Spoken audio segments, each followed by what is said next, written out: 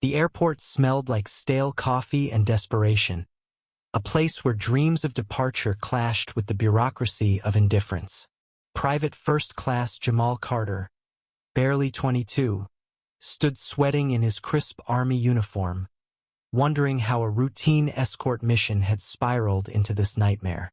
It was supposed to be simple: escort Mr. Henry Hank Thompson, an 82-year-old Vietnam War veteran, from Atlanta to Washington, D.C., for a long-overdue ceremony honoring his service. Jamal had volunteered for the duty, proud to guide a man who'd survived jungles and gunfire, a man whose medals were tucked humbly in a faded velvet box in his carry-on. But now, at the gate of Flight 214, they were stuck-trapped by a gate agent named Karen Whitlock, whose badge gleamed as sharply as her disdain. "You don't have the proper documentation," Karen said. Her voice clipped, her eyes barely lifting from her computer screen. She was mid-40s, her blonde hair pulled into a severe bun, her lips a thin line of authority.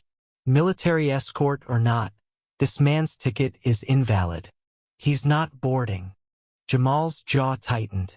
"Ma'am, I've got the orders right here." He slid a folder across the counter, his dark fingers steady despite the heat rising in his chest. "Mr. Thompson's a veteran. This is a duty-sponsored flight. Everything's in order."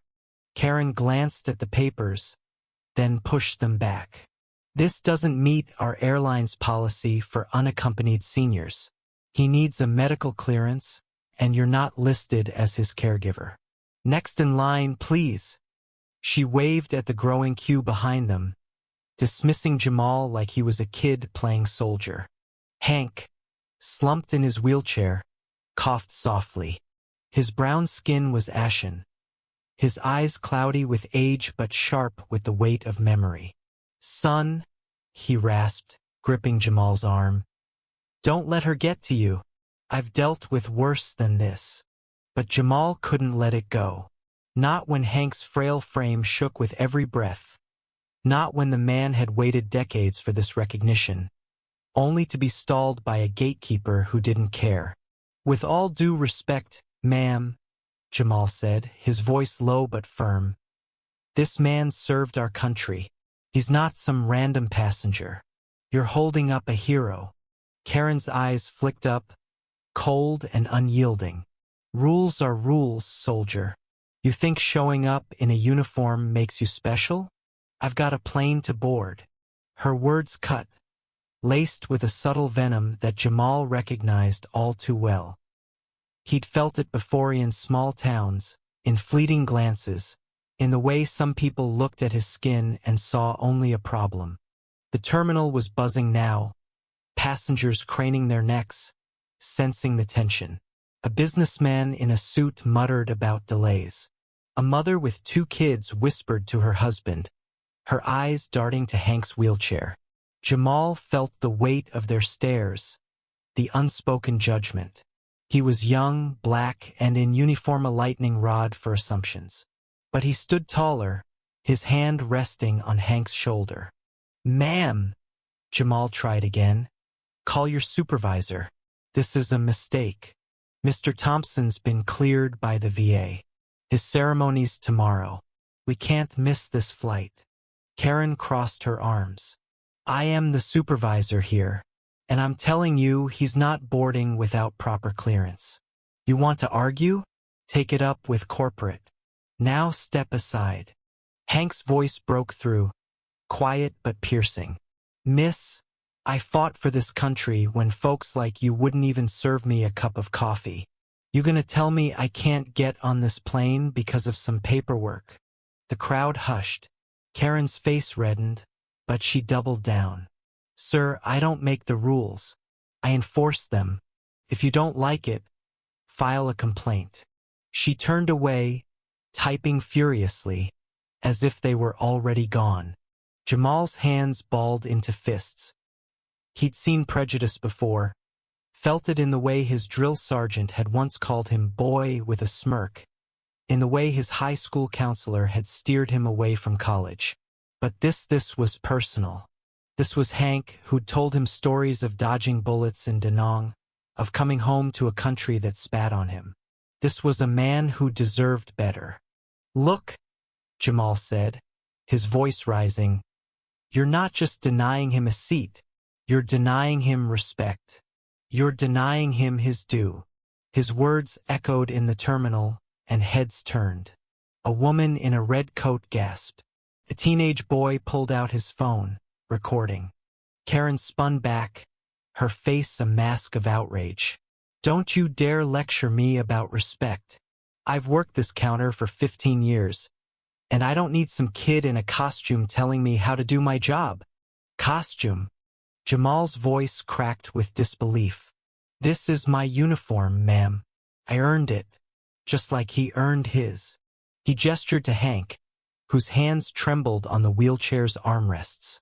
The terminal was no longer a backdrop, it was a stage. Passengers stepped closer, their murmurs growing louder. A man in a flannel shirt, maybe 50, pushed through the crowd. "What's going on here?" he demanded, his voice thick with a southern drawl. "Why's this soldier and his grandpa getting hassled?" "He's not my grandpa," Jamal said, his eyes locked on Karen. "He's a veteran, and she's refusing to let him board." "That's bull," the man snapped, glaring at Karen. "You're gonna hold up a vet over some paperwork? What's wrong with you?" Karen bristled. "Sir, stay out of this. This is airline business. It's everybody's business when you're disrespecting a soldier and a vet," shouted a woman in a hijab, her toddler clinging to her leg. The crowd surged forward, voices overlapping. "Let them board," someone yelled. "Shame on you," called another. Karen's composure cracked. "Back off, all of you. I'm following protocol." But her voice wavered, drowned by the growing chorus of outrage. Jamal felt a spark of hope, but it was fragile. He glanced at Hank, whose eyes were fixed on the floor, as if retreating into himself. "Hank," Jamal whispered, kneeling beside him, "we're gonna get you on that plane, I promise." Hank managed a faint smile. "You remind me of me, kid, stubborn as hell." The standoff stretched on, seconds feeling like hours. Karen picked up a phone, muttering about security. Jamal's heart sank. Escalation meant trouble, maybe even arrest. He thought of his mother, who'd cried when he enlisted, warning him the world wouldn't always see his worth. He thought of Hank, who'd faced worse than this and still carried himself with dignity. Then, a new voice cut through the chaos, a deep, commanding baritone. "Enough!" A tall black man in a pilot's uniform strode forward, his cap tucked under his arm. The crowd parted. His name tag read, Captain Marcus Reed. "What's the holdup, Karen PR?" he asked, his gaze sweeping over Jamal, Hank, and Karen. Karen straightened, relieved to see authority. "Captain, this passenger lacks proper clearance." "I'll handle it," Reed interrupted, his tone leaving no room for argument. He knelt beside Hank, his expression softening. "Sir, it's an honor to have you on my flight. Let's see those papers." Jamal handed over the folder, his pulse racing. Captain Reed flipped through the documents, his brow furrowing. "These are in order," he said, standing. "Private Carter, Mr. Thompson, you're cleared to board. I'll personally ensure it." Karen's face went pale. "But the policy," Reed cut in, "doesn't trump common sense or respect. These men are boarding. Now."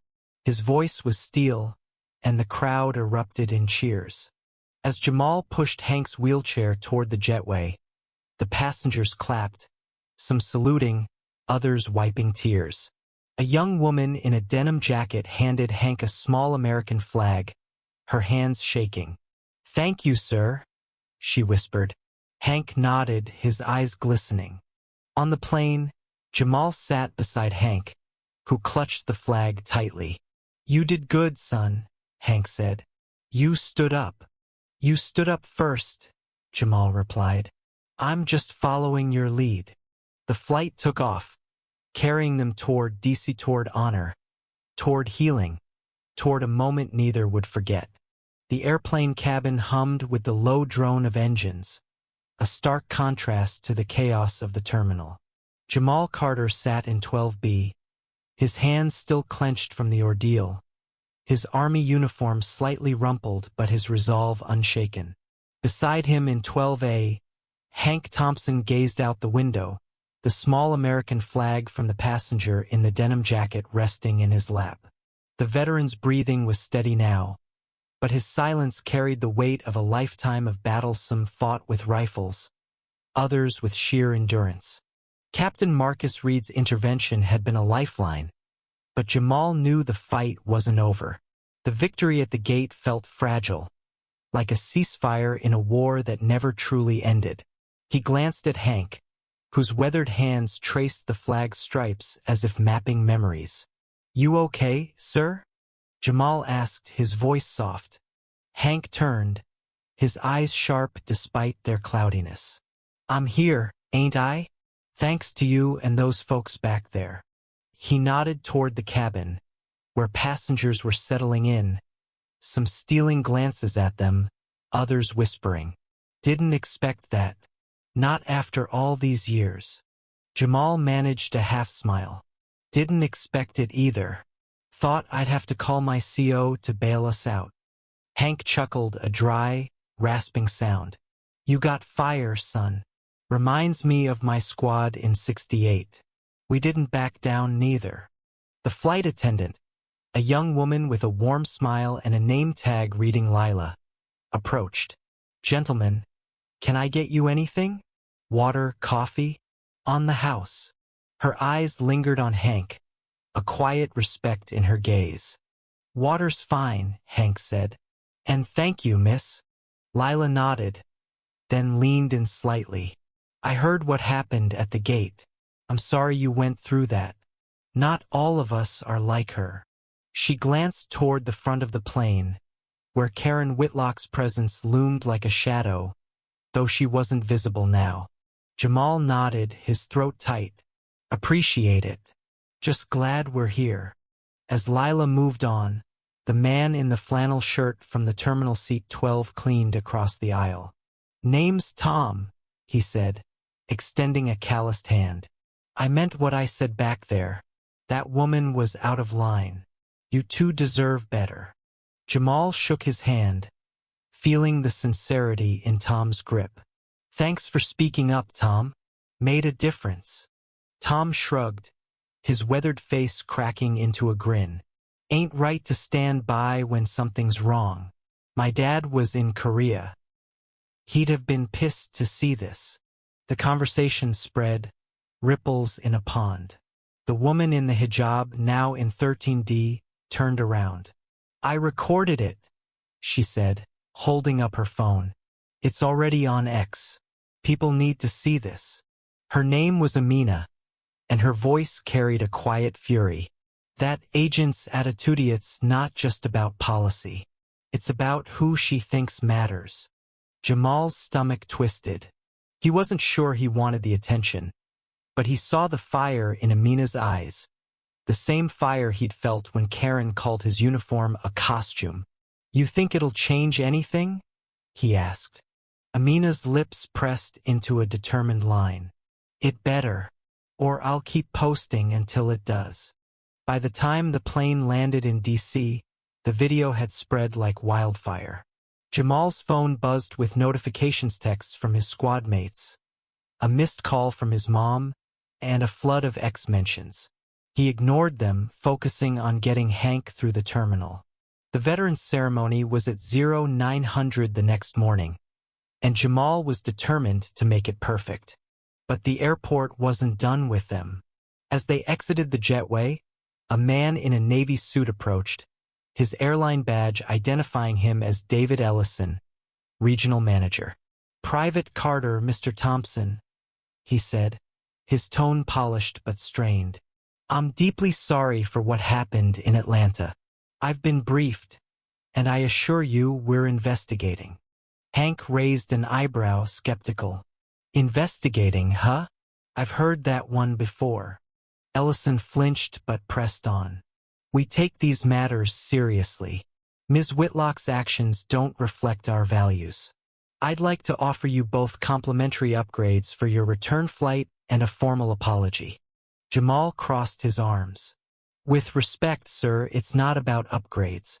It's about why this happened at all. Mr. Thompson's a veteran. I'm active duty. Why'd it take a crowd to get us on that plane? Ellison's face tightened, but he nodded. You're right. Shouldn't have. We're reviewing our policies and training. This won't happen again. Hank snorted softly. Son, I've been black in America for 82 years. Won't happen again is a promise nobody keeps. The words hung heavy, and Ellison shifted uncomfortably. I understand your frustration, sir. We'll do better. As Ellison walked away, Jamal pushed Hank's wheelchair toward baggage claim. The crowd from the flight lingered, some offering nods, others stopping to shake Hank's hand. A teenage girl with blue hair handed Hank a handwritten note. Thank you for your service. You're my hero. Hank tucked it into his pocket, his expression unreadable. That night, in a modest hotel near the National Mall, Jamal sat on the edge of his bed, scrolling through X. Amina's video had gone viral with thousands of comments. Some praised the passenger's stand. Others defended Karen, citing rules are rules. A few were uglier, questioning why Jamal and Hank made a scene. The divide was stark, a mirror of the country itself. Hank, resting in an armchair, noticed Jamal's frown. What's eating you, son? Jamal set the phone down. Just the internet. People arguing about what happened. Some get it, some don't. Hank nodded, his eyes distant. Same as it ever was. Back in '69, I came home to folks calling me a hero and others spitting on my boots. People pick sides, Jamal. Always will. The next morning, the ceremony at Arlington was everything Jamal had hoped for. Hank, in a borrowed suit that barely fit his frail frame, received a medal for valor, pinned on by a general who spoke of his courage under fire. Jamal stood at attention, his chest swelling with pride. The crowd, veterans, families, dignitaries applauded, but Hank's eyes stayed on the horizon, as if seeing ghosts. Afterward, at a small reception, Jamal met Amina again. She'd driven up from Atlanta, determined to see the story through. The airlines issued a public apology, she said, showing him her phone. They're suspending that agent and retraining staff. It's a start.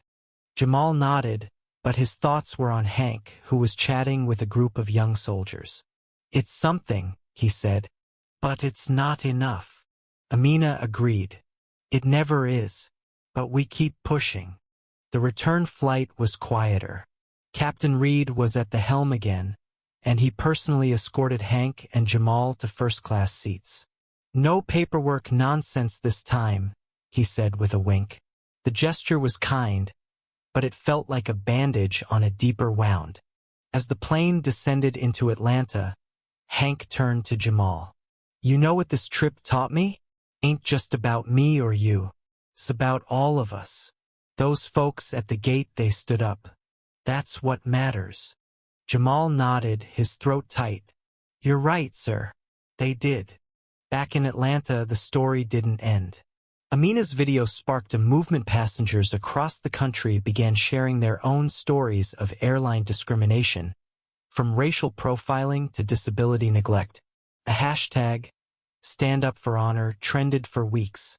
The airline, under pressure, rolled out new training programs and a task force to address bias. Karen Whitlock was quietly reassigned, her fate a footnote in a larger reckoning. Jamal returned to his base, his mind heavy but his purpose clear. He wrote to Hank weekly, sharing stories of his training, his dreams of becoming an officer.